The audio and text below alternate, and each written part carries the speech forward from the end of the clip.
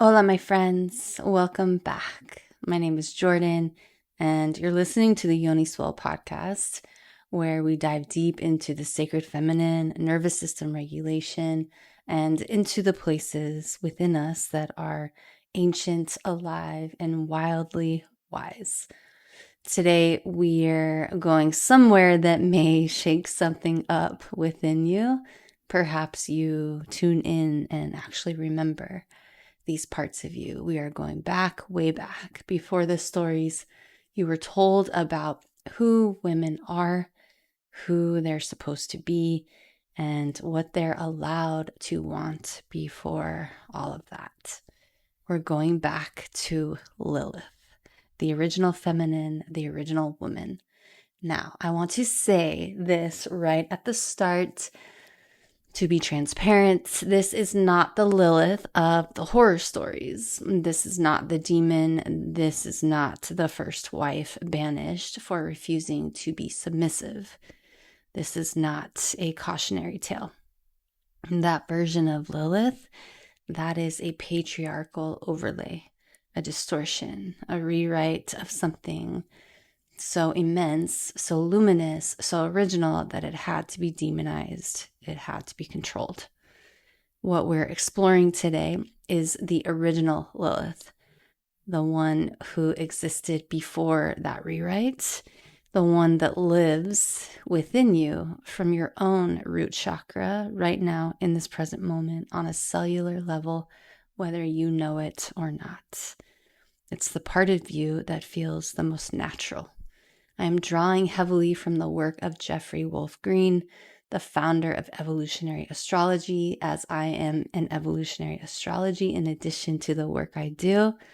And this is also compiled with information from the book Lilith, Keepers of the Flame by Mary Blue and Patricia Walsh, which is written in the tradition of Jeffrey Wolf Green's school. This is one of the most profound framings of Lilith I have ever encountered, and I want to share it with you today in a way that is intellectual and also in a way that can be experienced somatically in your body and really tuning in to the cellular presence within your lived experience as a person, a soul moving through the world right now. So take a deep breath, get comfortable, and let's dive in. Who is Lilith? This is a common question. Evolutionary astrology approaches the birth chart as a blueprint, a snapshot of consciousness that is learning various lessons. And it's a map of the soul's ongoing evolution, the soul's journey across many lifetimes, always moving toward greater wholeness, greater alignment with its deepest truth. Within that framework, every planet, every asteroid, every point in the chart carries an archetypal signature, a pattern of energy so deep it predates any individual life. These archetypes are more than symbolic. They're living frequencies that move through us, through culture, through history. Lilith is one of the most powerful and profound of these archetypes. And in the framework of evolutionary astrology, she is described as the eternal root of the sacred feminine, the seed point from which all of feminine consciousness has sprung, has given birth. So this is more than a supporting character. This is the root, the original, the most natural version of you on a soul level. Jeffrey Wolf Green and those who carry his teachings through describe Lilith's her story before the patriarchal narrative was imposed on her, as something unified and regenerative, also known as the Creatress. Think about that word for a moment. Creatress. Not creator, creatress. She who creates. who generates life from within herself, who holds the flame of existence. In the oldest layers of human history, before written records, before the consolidation of power into patriarchal civilizations, the archetype of Lilith, the sacred feminine, was not a taboo. She was the template. And take a moment and think about that word. Let it drop into your body. The template, the organizing principle of life itself. And the women who embodied this archetype were known in JWG's teaching as the keepers of the flame. And take a moment letting that land for a moment. The keepers of the flame. These were women who oversaw and guided the way humans organized themselves in community, in governance, in spiritual life, in the cycles of birth and death and rebirth. This is deep alignment with natural law. A distortion of this would be dominance. And so take a moment and process that. Natural law. What is your relationship and understanding with natural law? What is it? This concept sits at the heart of the original Lilith archetype. And I think it's worth really sitting with and processing natural law as through the teachings of Jeffrey Wolf Green is the living intelligence of nature itself. Cyclical, relational, regenerative. It is law that does not need to be legislated or enforced because it is inherently the fabric of life. The seasons, they turn. Seeds become trees. Every living thing takes what it needs and returns what it no longer needs to the whole. This is about contribution. There is no waste in nature. There is no hoarding. There is no hierarchy that exists for the sake of domination. The way of life, guided by the original Lilith archetype, was rooted in this intelligence. Its core principle was the universal practice of giving, sharing, and inclusion. Giving, sharing, and inclusion. This was not naive idealism. This was the lived experience, the lived reality of communities organized around the feminine principle, around the understanding that we are not separate from each other, that the health of the whole is the health of the individual, that the sacred lives in relationship. These are universal themes. Women were the holders, the keepers of this knowledge, the embodiment of this knowledge. Men were not excluded or diminished in this process, but because the Creatress principle is the one who generates life, who is creative, who gives birth, even if we're talking about an idea, who moves with cycles, who knows the language of death and rebirth. These were all understood as the source of wisdom that could guide the collective. And here is what I want you to really hear and understand.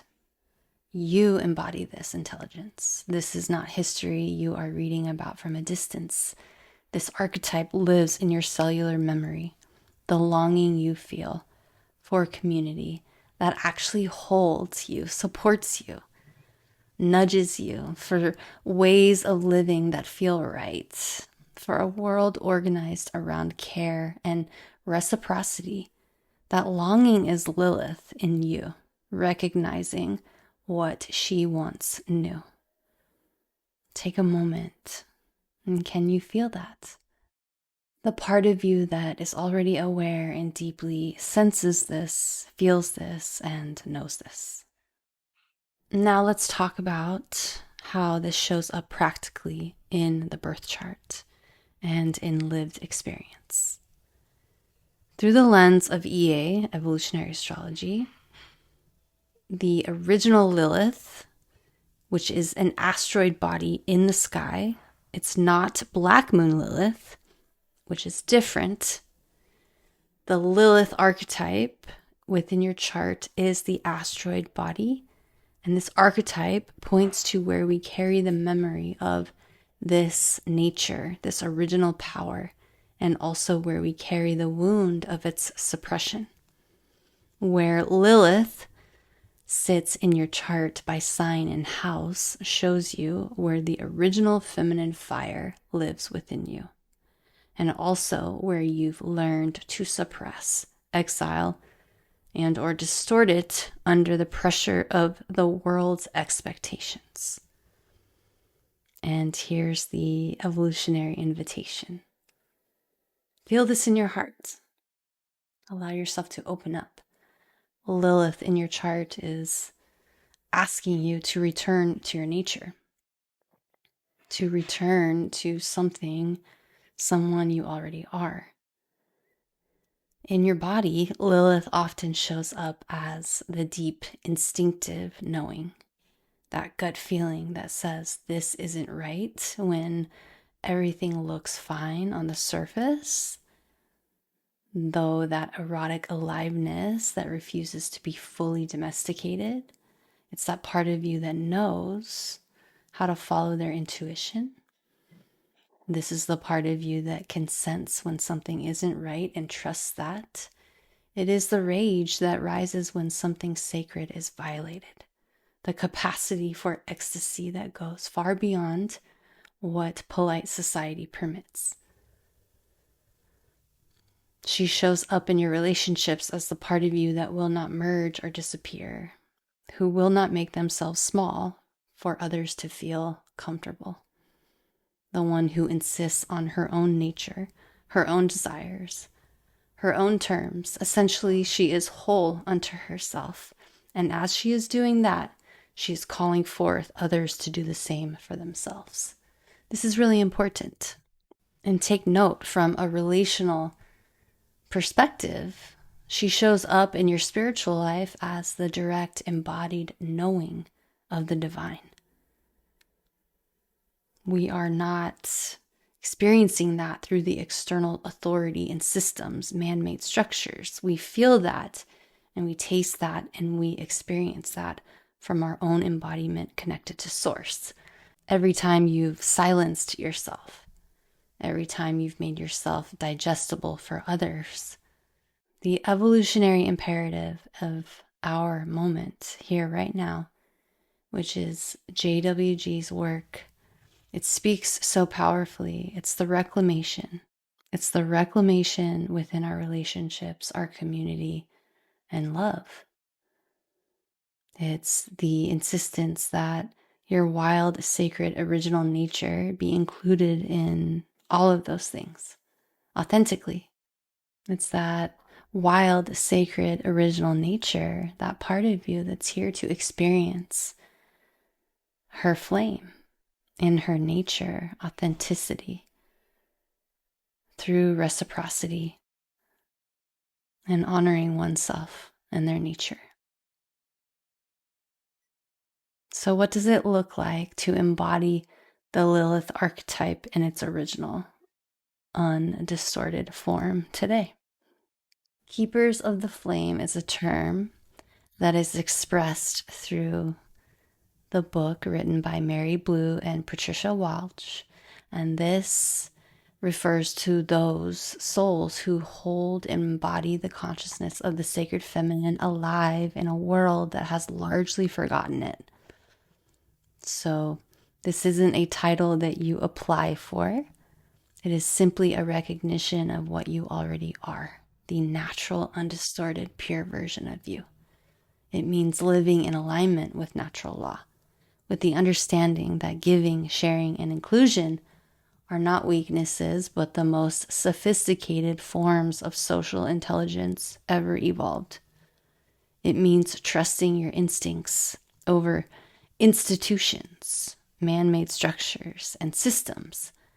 It's your body's wisdom over anyone else's prescription of who you should be, their expectations. It means being willing to speak truth with passion and conviction. And what you say and what you speak, your truth, not only benefits you, but it benefits all. The original Lilith did not speak from her ego. She spoke from the deep well that she knew to be life-sustaining, her nature. It means understanding that your sexuality is not separate from your spirituality, that the Creatress energy moving through your body is the same force that moves through the cosmos, that your aliveness is sacred and holy. And it means, perhaps most radically, that you hold yourself as part of a group consciousness, yet independent. It's the individual who contributes to the whole. So you are who you are because of the greater whole, because of your interaction and exchange with others. When we are all well-resourced, then we all win. And there's a true sense of belonging that Lilith emanates. And this is what we are being called to remember. I want to close today with something that moves me deeply within the framing of Lilith through Jeffrey Wolf Green and his teachings. He describes the purpose of reclaiming this archetype as helping every woman, feminine consciousness, reconnect to her own natural self, to stand again as one individual who exists as part of a group consciousness, to reconnect to the spirit that dwells within each heart, and to relearn how to speak its truths with passion and conviction for the benefit of all. One individual who exists as part of a group consciousness. That phrase is, I believe, the blueprint, not just for women's healing, but for a world that actually works. Because we have been in the grip of a story that tells us individuality and belonging are in opposition. That power means standing over rather than standing with. Lilith's original story is the antidote to that. So remember, you are ancient, you are wise, you carry the memory of a way of being that worked, that was beautiful, that was aligned with life and nature. And it is not gone. It never left. It is simply about remembering. It is waiting for you right now. It's right on time, in the most honest and unguarded version of you, in the knowing that rises before the mind starts editing, overthinking, overanalyzing, in the longing that doesn't make sense but will not be quieted, silenced in the fire that flares when something sacred is threatened.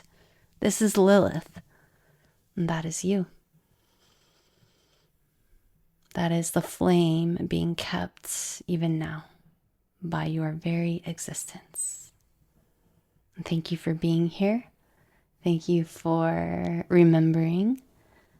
And if this episode resonated with you and something about it is really sitting well with you that you recognize, I'd love to know. You can let me know in the comments when we share our experience so others can see. Oftentimes others are relating in a way and it helps everyone. So if you know somebody that could benefit from this message, please share. And I am so grateful for each and every one of you. And remember that the original Lilith always intended to connect through community and to remember together. If you are also called to dive deeper into this work, you will find a link below to some upcoming programs where we go into the 7 chakras, the 7 goddess archetypes, nervous system regulation, and really being in community with each other about what it means to reconnect to your divine feminine energy, to embody that in your life, to operate from your own intuitive wisdom, self-trust, authenticity, confidence, as a way to really create a life that is in resonance with your heart's desires. So thank you so much for being here again. I am sending you oceans of love, and I am so excited to connect with you very soon. Have a beautiful rest of your day.